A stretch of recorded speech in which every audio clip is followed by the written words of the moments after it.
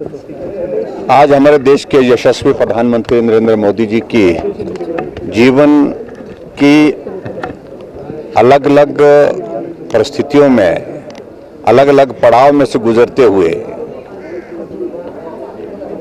74 वर्ष का उनका आयु का ये पर्व हम बहुत उत्साह के साथ मना रहे हैं। और मुझे इस बात की प्रसन्नता है कि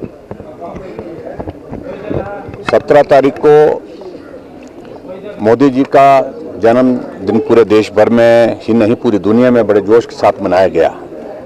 और उसी संदर्भ में एक सेवा पखवाड़ा के रूप में हमारे कार्यक्रम, सेवा के कार्य जो है पार्टी पूरे देश भर में 15 दिन तक करती रहेगी।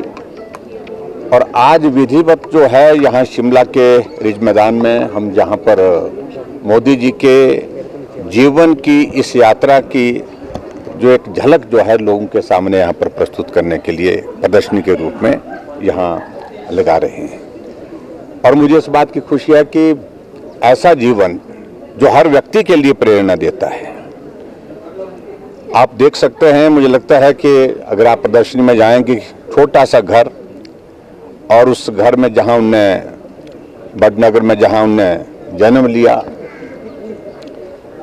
17 सितंबर 1950 को, और उसके पश्चात उस यात्रा के जीवन की इस यात्रा के अलग अलग पड़ाव का इस पर जिक्र है। बहुत संघर्ष के जीवन में से होकर के गुजरे हैं और बचपन से लेकर के अभी तक की बहुत सारी घटनाओं का ये प्रदर्शनी जो है वो यहाँ पर जिक्र करती है।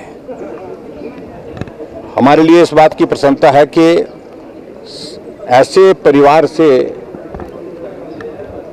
कोई व्यक्ति आगे संघर्ष करते हुए यहाँ पर पहुँचना, ये हर उस व्यक्ति के लिए एक बहुत बड़ी मिसाल है जो गरीब परिवार में जन्म लेता है, संघर्ष की जिंदगी जीता है और कभी उस संघर्ष के दौर में थक करके बैठ जाता है। उस व्यक्ति के लिए, उस पीढ़ी के लिए बहुत बड़ी प्रेरणा है कि वो आगे फिर से बढ़ करके अपने लक्ष्य की ओर चल सकता है, बड़े लक्ष्य को हासिल कर सकता है। ये नरेंद्र मोदी जी के जीवन से जो है हम सब लोगों के लिए एक बहुत बड़ी सीख है। 4 बार गुजरात प्रदेश के मुख्यमंत्री रहे और लगभग 60 वर्षों के इतिहास के बाद देश में एक व्यक्ति लगातार तीसरी बार प्रधानमंत्री बनने का सौभाग्य नरेंद्र मोदी जी को मिला। और आज देश के ही नहीं, दुनिया के सर्व लोकप्रिय, सबसे ज्यादा लोकप्रिय अगर कोई नेता है तो नाम नरेंद्र मोदी जी है। दुनिया के सबसे ज्यादा मजबूत कोई नेता है तो नरेंद्र मोदी जी हैं। अपनी अलग अलग योजनाओं के माध्यम से जिस प्रकार से उन्होंने देश की जनता की सेवा की है, उसकी झलक हमारे सामने इस प्रदर्शन के माध्यम से है। गरीब आदमी को आवास देना, गरीब लोगों को अन्न देना, गरीब लोगों के लिए कल्याणकारी योजनाओं के माध्यम से मदद करना, ये उन योजनाओं का एक बहुत बड़ा जो है वो योगदान पूरे देश भर के लिए रहा है। और आज मैं विशेष तौर से इस बात का जिक्र करना चाहता हूं, पहले मैं थोड़ा सा बात कर लूं इस पर, कि आदरणीय प्रधानमंत्री नरेंद्र मोदी जी का हिमाचल के साथ भी बहुत बड़ा ताल्लुक रहा। जीवन का बहुत बड़ा वक्त उन्हें हिमाचल प्रदेश में गुजारा है और हिमाचल प्रदेश का यानी कि पहाड़ जो हिमालय में गुजारा है। और इसलिए हिमालय की परिस्थितियों को, हालात को सबसे बेहतर ढंग से अगर कोई समझते हैं प्रधानमंत्री के तौर पर, तो मुझे लगता है कि नरेंद्र मोदी जी से बेहतर कोई नहीं समझ सकता है।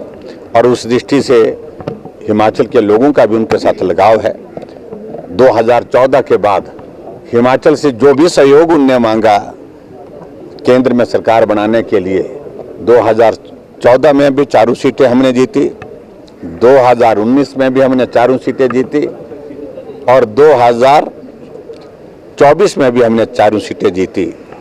और इस तरह से ये मोदी जी को हिमाचल जैसे छोटे से प्रदेश का सहयोग, समर्थन जो है आगे भी लगातार जारी रहेगा। सर, शिमला में केंद्र की पॉलिसी तो पहले से ही है इसमें कोई मुझे लगता है कि नई चीज़ तो की नहीं है, लेकिन इन्होंने उसको लागू करना छोड़ दिया था। और अब जब ये हालात बने, ये परिस्थितियाँ बनी, अब लागू करने की बातें कही जा रही है। मैं कल देख रहा था विक्रमादित्य जी का स्टेटमेंट आया है, लेकिन स्टेटमेंट के बाद वो कायम रहे इस बात को लेकर के मैं उम्मीद रखता हूँ। लेकिन ऐसी स्थिति कई बार हमने देखी है कि एक मंत्री विधानसभा के अंदर भी बोले, बहुत कुछ बोले, और कार्रवाई होनी चाहिए, तुरंत उसको तोड़ देना चाहिए, डिमोलिश करना चाहिए, ये शब्द विधानसभा की कार्रवाई में है। लेकिन जब कांग्रेस की हाईकमान की ओर से आदेश आया कि मंत्री को हटा दो, तो मंत्री की टांगे काम गई, वो उसके बाद वो बचाव में लग गए। तो अब मुझे इस बारे में भी सिर्फ इतना ही कहना है कि मालूम पड़ गया है कि फिर विक्रमादित्य के ऊपर उसी तरह का दबाव आ रहा है। मेरा सिर्फ इतना कहना है स्ट्रीट वेंडर के संदर्भ में, ये हिमाचल छोटा सा प्रदेश है, बाहर से आया कोई भी आदमी बहुत आसानी से यहाँ पर पहचाना जाता है। ऐसे बहुत सारे लोग हैं जिनको हम नहीं पहचान पा रहे हैं, इसलिए उनकी शिनाख्त होना, उनकी जानकारी होना, वो किस पृष्ठभूमि के हैं, उनकी वेरिफिकेशन करना, उनकी रजिस्ट्रेशन करना, ये आवश्यक है। और इसलिए अगर विक्रमादित्य जी ने यह बात कही है तो मुझे उम्मीद है कि वो इस पर कार्रवाई करेंगे। हमने शुरू किया था, हमारी गवर्नमेंट ने शुरू किया था, लेकिन उसके बाद कांग्रेस की गवर्नमेंट आने के बाद ये सारी चीजें रोक दी गई थी। सर उससे हमको उनकी क्लैरिफिकेशन देने की हमको जरूरत नहीं है, लेकिन जिस बात का हम जिक्र कर रहे हैं, हम यही कह रहे हैं भवन अवैध होंगे, और जिस तरह का वो जिक्र कर रहे हैं कि हजारों हैं, बहुत सारे हैं, उनको इंडिविजुअल कैपेसिटी में देखा जा सकता है, लेकिन इस अवैध निर्माण के संदर्भ में अब पूरे हमारे शिमला और पूरे हिमाचल प्रदेश की भावनाएं जुड़ गई हैं। और ये उस तरह से नहीं देखा जा सकता, कोई इंडिविजुअल अगर अवैध निर्माण करता है उस तरह से इसको नहीं देखा जा सकता है। इसलिए जो भी कार्रवाई सरकार को करनी है, उस सारी कार्रवाई को मुझे लगता है कि ज़्यादा देर नहीं करना चाहिए और जल्दी करना चाहिए।